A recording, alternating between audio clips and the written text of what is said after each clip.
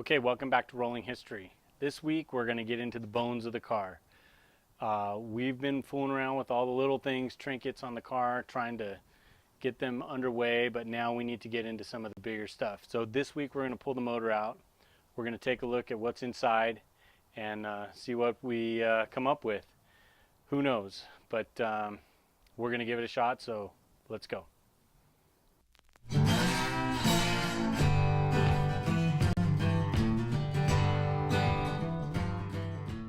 Okay, so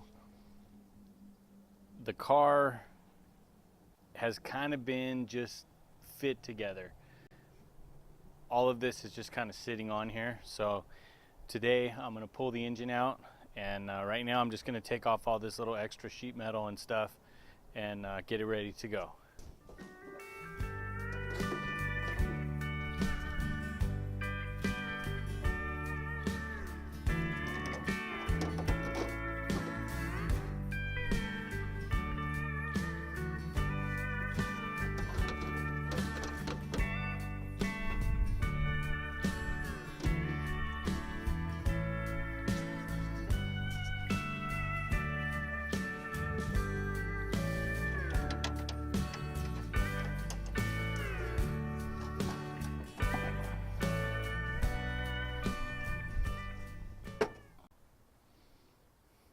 So for the longest time the head was just kind of sitting there, and I've pulled it off now, and I found something inside that's going to be, well, it's interesting.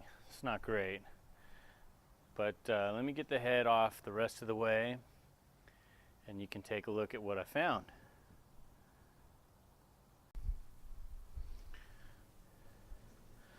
Okay, so I got the head off, and I already knew this was seized up, and it's looking pretty rough in there. And look at this one. Now, that's interesting because usually that happens when one of the valves pops off and gets caught between the combustion chamber and the piston. But that's not the case here. Both valves are still there. So my best guess is that someone tried to free it up with a hammer and a punch or something and just knocked a hole in it.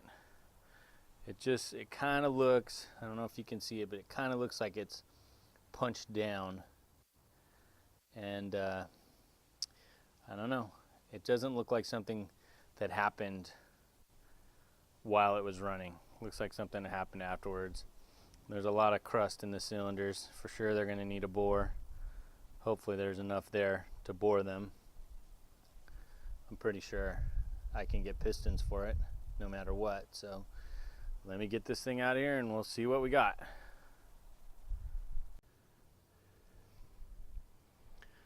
Okay, so I changed my mind on the engine stand because this flange right here is only, it's less than a half an inch thick.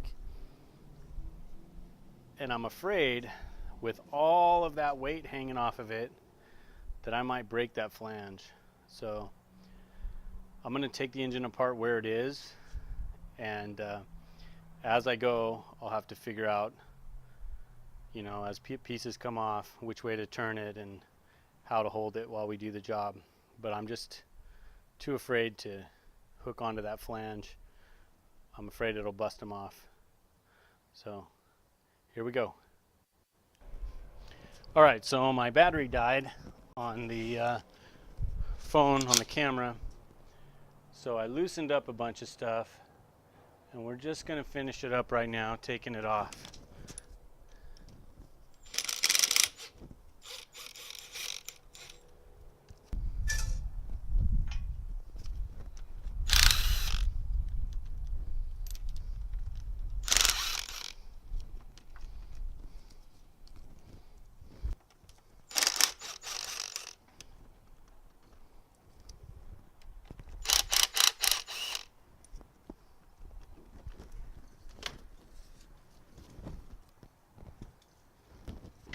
Okay, usually these are really hard to get off because the motor turns when you're trying to loosen them, but since this one's stuck, they came off pretty easy. So let's see how heavy this flywheel really is.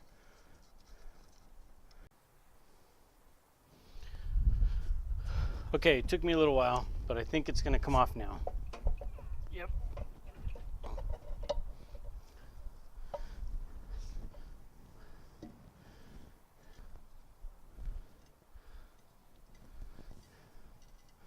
Apparently that was the seal.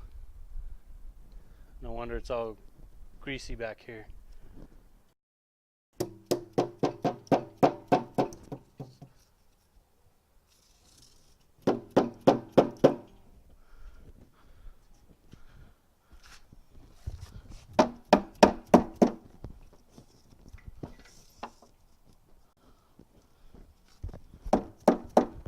Okay, it turns out there's two really long bolts that hold the oil pan on.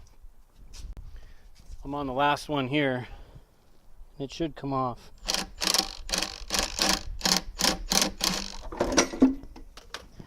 Faster than I thought. That's pretty heavy. Okay, something obviously was living in there.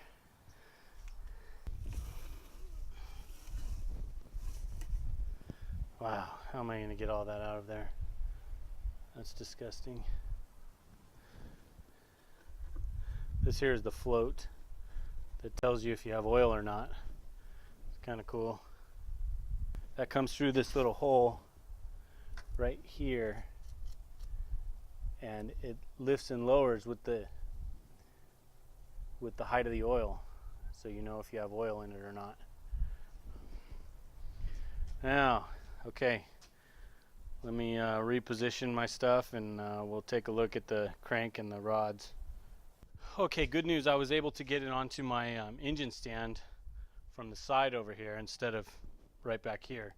So it's I'm way happier with that. But I'm just going to turn it over, and I realized that I already swept up and this is going to make a mess, but okay, so this is the bottom in the crankcase, and these are the rod caps, the bolts and the cotter pins that hold them on. And I wanted to show you that I am not the first guy here. This cotter pin is really skinny. This one here is pretty fat. And this one here is kind of bent around. It's not the way it's supposed to be. Apparently when they took it off the first time, it must have broke and they didn't have another one, so they just bent it around to hold it together. But it held. And the inside actually looks pretty good. It's really strange, but that camshaft looks pretty good, and it looks almost like it has Cosmoline on it. There's no rust in here really. It looks pretty good. Considering what the oil pan looked like, this is pretty good. I did notice a couple things.